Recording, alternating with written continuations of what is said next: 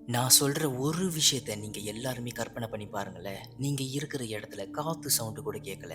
ஏன் உங்களோட heart beat sound கூட கேட்கல. ஏன் நீங்க பேசுற குரல்கள் கூட உங்களுக்கே கேட்க மாட்டுது. இப்படிப்பட்ட ஒரு இடத்துல இருந்தா $1 மில்லியன் உங்களுக்கு கொடுக்குறேன்னு சொன்னா நீங்களா அங்க போவீங்களா? சரி, போறதா இருந்தா கூட இப்படி ஒரு மயான அமைதியான இடம் இந்த உலகத்துல இருக்குதா? ஆக்சுவலி இருக்கு.